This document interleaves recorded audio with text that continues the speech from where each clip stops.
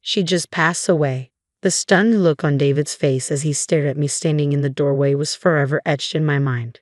He seemed unable to grasp the sudden news of our daughter's death.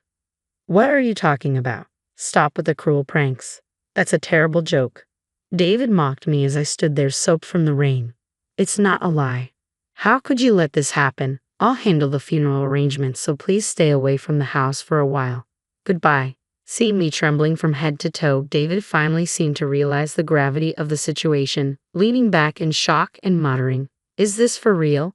But his reaction seemed so distant, so detached, it grated on my nerves. I turned on my heel, rage burning inside me. I'll never forgive him. I'll make sure he pays, even if I have to drag him to hell myself. My name is Juliana Bridges. I'm 38 years old and work at an advertising agency. Our family consists of my husband David and our 8-year-old daughter Mia. We aren't rich, but we lead a comfortable life thanks to my well-paying job at the agency. I earn a hefty salary, so I've never had to worry about spending money each month. We've even been able to save up for Maya's college tuition. Considering the cost of living and our home mortgage, we've always had some extra money left over.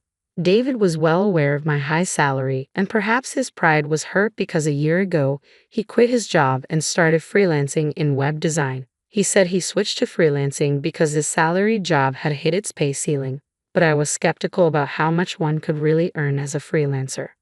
Of course, I objected when he said he wanted to quit. I thought it would be safer to stay in his job, get his full retirement benefits, and then think about other options. But David was adamant about freelancing, so that's what he did. Ever since he began freelancing, David has been working from home. Maybe his stated reason for quitting his job was just a cover and he was really tired of the office politics. Either way, I had to get used to a new routine where David was always home when I left for work. At first, Maya seemed happy that her dad was always at home when she came back from school, but lately she seemed somewhat discontented. She probably feels like she's being constantly watched. She's only 8, but Maya is more mature than her classmates. So our life was going along without any major issues, but I didn't notice that the cracks started appearing when David began working from home. When David started working from home, I asked him if he could help a little with the household chores. Can you help with things like cleaning and laundry? I'll still cook the meals. I always have excuses. Why do I have to do housework? You're home more and you have more free time. It would be nice if you could help out a bit when you're not too tired. Free? Just because I'm a freelancer doesn't mean I'm not busy. In fact, I've got a lot on my plate. I can't deal with household stuff on top of that. David brushed aside my modest requests. I understand that freelancing can be more unstable and mentally taxing compared to a regular salary job. That's one reason why I didn't want him to switch in the first place. But household chores are nobody's specific job, and I've been doing them all alone even though we've both been working. I thought he could share some of the load. But I work too, you know. It should be equal. You've managed everything by yourself up until now. Don't start complaining now. David, convinced he was in the right, wouldn't listen to me at all. In the end, I continued to handle all the household chores as usual. I don't assume he's not busy just because he works from home, but whenever I return home late at night, I'd invariably find David sprawled in front of the TV or deeply engrossed in his smartphone. Is dinner ready? He'd ask with an air of entitlement, which always infuriated me. What's more, since working from home, he seemed to become more concerned about cleanliness, always demanding that I clean the house more thoroughly, pointing out every little piece of dirt on the floor, the windows in the bathroom. If you're so concerned, why don't you clean it up yourself? I'm only human. I can't get to everything, I'd reply. Are you talking back to me? Clean up your own mess. It's our family's home. It's not like I'm the only one making it dirty. Yet David would go off on these bizarre tangents, and I was utterly baffled by his logic. Maya would quietly listen to our exchanges from a distance. You know, Dad's always glued to his phone, she'd say. I wish we could go out together on weekends, but Daddy's always busy on his phone, Maya said one Sunday morning as I was preparing breakfast. Apparently, Maya had asked David to go out and play the previous evening, but he'd refuse, barely looking up from his phone. That's true, he's always on that phone, I acknowledged. He's been like that since before you come home from work. Sometimes he's on calls too. Calls? Yeah, he always sounds friendly and I can hear a woman's voice. From Maya's account, it didn't seem like David was talking to a client or a colleague. I tried to think of who he could be talking to so frequently. As a freelancer, I was unfamiliar with the world of freelancing, so I didn't know, but the mention of a woman's voice definitely bothered me. Could he be having an affair? It wasn't unthinkable. He had started working from home only a few months ago, and he now had more free time than when he had a regular job. Trying not to let Maya see my agitation, I focused on preparing breakfast. Several months passed since David started freelancing. He still never helped with any of the household chores, and he began spending whole days away from home during the weekends. I have work to do. Freelancers don't get days off, he'd say as he left the house, dressed sharper than usual, even wearing cologne and accessories he didn't normally use. I had my suspicions, but with no evidence, confronting him would be pointless. Besides, even if David was cheating, I was torn about what I should do. I knew it would be better to part ways. But thinking of Mia, it wasn't an easy decision. Every day, I agonized over the potential consequences for Mia of taking her father away from her. Our lives continued in this way, but a turning point was soon to come. One Monday morning, as I was preparing for work, Mia didn't get up as usual, and I was getting anxious that she'd be late for school. "Mia, it's morning. You need to get up, or you'll be late for school." When I went to Mia's room to wake her up, she looked completely drained. I rushed to her side and placed my hand on her forehead. "You're burning up, Mia." "Yeah," she murmured weakly. I got a thermometer and took her temperature. It read 103 degrees Fahrenheit. Panic set in as I realized I couldn't take the day off today. I had an important meeting. While I was panicking, David entered the room. "What happened?" "Maya is running a high fever. I can't take the day off from work today. Maybe we should call a babysitter." "A babysitter? I'll take care of her." "What?" "Just let her rest. I can make her some soup. It'll be fine." I was utterly taken aback by David's sudden willingness to take care of Mia. David, who had never lifted a finger to help with household chores or child rearing, was now offering to care for our daughter when she was sick. Unbelievable. Though I found it hard to believe, I decided to trust him given the urgency of the situation. "All right, thank you. There's some fruit in the fridge. Give her some if she feels like eating." "Got it." Relieved by David's reassuring response, I hurriedly got ready and left the house. I was deeply concerned about Mia, but arriving at work on time was my top priority for the moment. By the time I reached my office in New York, the skies had darkened and it had started raining. Fortunately, I had a foldable umbrella with me, so I reached the office without getting wet. The meeting began in the afternoon as scheduled, but I couldn't stop thinking about Mia. The office was abuzz due to the sound of heavy rain and strong winds from outside. Come to think of it, wasn't there news about a hurricane approaching? I'd been so busy lately that I hadn't been keeping up with the weather updates, but I remembered a warning about a hurricane making landfall tonight. During the meeting, all of my colleagues, including myself, were constantly distracted by the storm outside, frequently glancing out the windows. By 7:00 p.m., when I was finally done with work and heading home, the earlier storm had turned into a torrential downpour, causing several train delays. The train I was supposed to catch was also delayed, and the platform was packed with people. I was really worried about Mia, who was running a high fever and couldn't bear the thought of waiting there. I hurriedly left the station and began looking for a taxi. There were many others waiting for taxis too, so it took quite a while, but after about 30 minutes, I finally managed to hail one. After a 30-minute ride, I arrived home but was speechless at the sight that greeted me. To my horror, Maya was lying unconscious in front of her entrance. I quickly scooped her up. "Mia, are you okay? What happened?"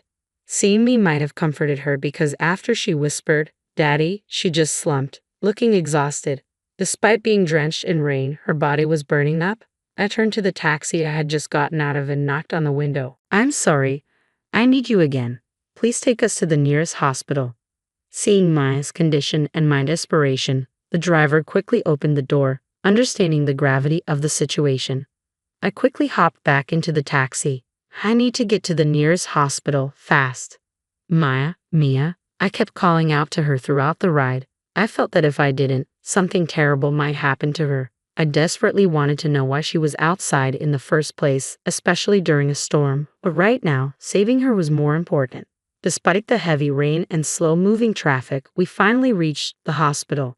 "Ma'am, do take care, especially if you're heading back in this storm," the kind taxi driver said as he dropped us off. "Thank you so much." With a kind-hearted driver seeing me off, I rushed Mia into the hospital. Even though the hospital was busy with many patients, the receptionist quickly realized the urgency upon seeing Mia's condition and got her immediate attention. 30 minutes later, a doctor finally examined Mia, informing me that she was semi-conscious due to a high fever. Thankfully, she had no physical injuries. If her fever reduced, she should be okay. However, given that she'd apparently been outside in the rain for hours with that fever, she had to be admitted immediately. "Mia, I'm so sorry. I hope you feel better soon," I whispered. "Ma'am," a nurse said, "we'll take good care of her. You should rest today." "Thank you." After spending 5 hours at the hospital, endlessly staring at Mia's pained face as she slept, a nurse finally approached me. Though I wanted to stay by Mia's side, I was exhausted both physically and mentally. Having worked all day and then seeing Mia in this state had left me spent, I decided it was best to let the nurses handle it and head home. Everything that happened to Mia was undoubtedly David's fault. Maya murmuring "Daddy" before passing out was evidence enough. It was inconceivable that Mia, with such a high fever, would willingly go outside, especially not during a storm. The more I thought about what David had done, the angrier I became, unable to comprehend or forgive him. All the way home, I pondered what to say to him. If he hears that Mia is okay, he might think it's all right to continue with his reckless behavior in the future. I absolutely don't want that to happen. I needed him to deeply reflect on his actions even more than feeling remorse. With a certain resolve, I headed home. When I arrived, wet from the rain, David was casually fiddling with his smartphone. Noticing me, he looked up in surprise. "Hey, where's Mia? Wasn't she sleeping at the entrance? She said she wanted to play outside. I told her not to, but she wouldn't listen." Seeing David ask that with such nonchalance made my anger boil over. Maya went out on her own? He's the one who tossed her out in the first place. I clenched my fists tightly and replied, "She just passed away." "What?" David stared at me with a dumbfounded look as I stood in the doorway, drenched from the rain. The shock of hearing that his daughter had died seemed too much for him to grasp. "What are you talking about? Stop playing sick jokes. That's in bad taste." The nerve of him to mock me as I stood there, drenched from the rain. "It's not a lie. What have you done? I'll handle the funeral arrangements, so stay away from the house for a while. Goodbye." Seeing me shaking with rage, it finally hit David how serious the situation was, and he blurted out, "Are you for real?" But his reaction seemed so detached, as if it was happening to someone else, which irritated me even more. I turned on my heels, the fury inside me blazing. I won't ever forgive him. I'll drag him down to hell if I have to. I stormed out of the house and headed straight for a hotel. I managed to find a vacant room and decided to stay there for a while. Although it would cost me, now wasn't the time to worry about money. I want to get back at David. If he felt remorse and changed his ways after hearing about Mia's death, I might reconsider my approach. But seeing that he didn't call or message me that day, my resolve only grew stronger. It was clear he couldn't care less about what happened to Mia. This only fueled my anger further, and I began to devise a plan to make him pay. The next morning, I woke up and immediately headed to the hospital. I got word that Mia had regained consciousness. "Mia, are you okay?" "Mom, yeah, I'm fine now. My fever's gone down." "Oh, thank goodness." I hugged Mia tightly and gently stroked her head. She giggled as if tickled by the gesture. Relishing the joy of Mia's return, I eventually pressed her for the truth. "Ma, what happened yesterday?" "Daddy kicked me out." I knew it. He said I was in the way and told me to leave. Then a woman came in, and they chatted like they were close. "A woman? What did she look like?" I didn't get a good look, but she was young. She had bright red nails and wore skinny heels. I couldn't believe it. David was having an affair. Not only did he bring his mistress home on a day Maya had a high fever, but he also locked his own daughter outside. It was beyond comprehension. How could he do something so horrible? "I'm sorry, Mia. That must have been terrifying." "Yeah, but I was happy you came to save me, Mom." For David to put Mia through such trauma and think he could be happy with his mistress was unforgivable. I felt a burning rage consuming me. "By the way, Daddy said he's going to invite that lady over again next Sunday." Next Sunday? That's the day I'm supposed to go on the company trip. He was planning to spend a fun day with his mistress while I was away. I was appalled, but it strengthened my resolve. "Thanks for telling me." I patted Mia's back, vowing to get back at David. The following Sunday, I decided to take Maya and return home. I informed my company that due to personal reasons, I wouldn't be able to attend the trip. After Maya was discharged, we had been staying at the hotel together. It had been a while since we were home, but as we approached the front door, it felt like we were entering someone else's house. "We're home," I said, trying to sound normal. As Maya and I entered, we saw unfamiliar high heels at the entrance, just as Mia had described. The thought of David and his mistress enjoying themselves deeper in the house made my skin crawl. David wasn't in the living room, so I headed to the bedroom, worried about what Mia might witness. I hesitated for a moment, but the room was quiet. Listening closely, I could hear David's voice coming from the bedroom. "You know, it really worked out for me with Mia gone. It made breaking up easier." "How can you say such a thing about your own daughter?" the woman responded. "But yeah, for me it was kind of lucky," David replied. Hearing them talk about Mia's supposed death as if it were a good thing made my head spin. It was clear David didn't feel an ounce of remorse. If that's the case, it's time to confront him directly. "Excuse us," I said as Maya and I appeared in the doorway. The two of them were taken aback, their eyes wide with shock. "Why the hell are you here? You said you were on a company trip. And why is Maya here?" David stammered. "What do you mean? Wasn't Maya supposed to be dead?" the woman added, looking confused. I explained calmly, "The part about Mia being dead was a lie. I'm sorry. I just wanted to see your reaction. I hoped you might show some remorse, but instead, you're here celebrating Mia's supposed death. That's just insane." "A lie? Damn it, you played with my feelings," David said, his fake concern turning to frustration. "Don't mess with me. You're the one who kicked Mia out of the house, right?" I shot back. "No, I didn't. Maya just—" "Daddy did kick me out," Maya interrupted. "He said I was in the way because he wanted to be with that woman." With Mia's swift revelation, David's face turned pale.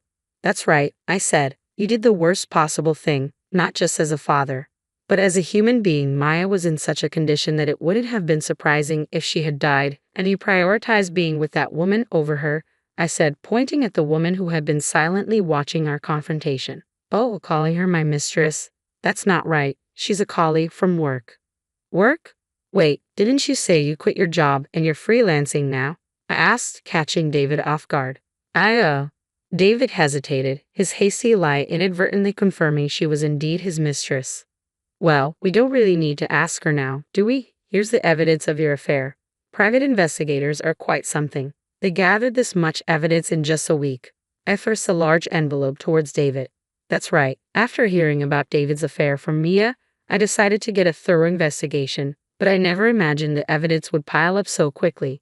Seems like David isn't very good at hiding things." Hesitantly, David opened the envelope, and as he pulled out the photos, he dropped them, scattering the evidence of his affair all over the floor. "This is so unfair.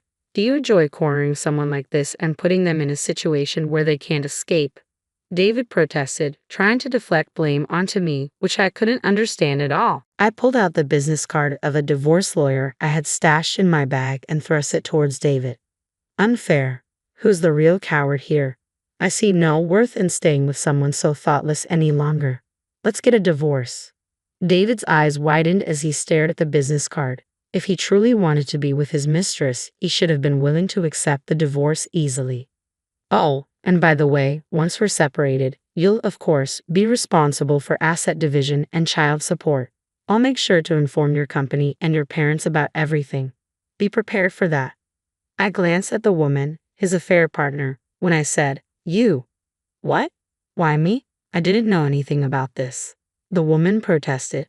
"Don't you know you destroyed a family with your actions? You have to take responsibility," I told her firmly. The mistress began to panic and messed up her hair. Both Mia and I watched her coldly. Mia, still a child, seemed to understand what was going on and held my hand tightly. "If you don't have the money, find a way to get it. You two are in love, right? You should be able to overcome this together. Just never show up in front of Maya and me again. I'll give you the house, but you're still responsible for the mortgage," I said sternly. "Wait," David tried to protest, but I pulled Mia away. Yes, Maya was going to lose her father, but I had no regrets. I wouldn't put Maya in harm's way ever again. "We'll do our best from now on, okay, Mia?" I asked her. "Yeah." Maya looked surprisingly happy, which put me at ease. I decided to go back to my childhood home with Maya and stay there for a while.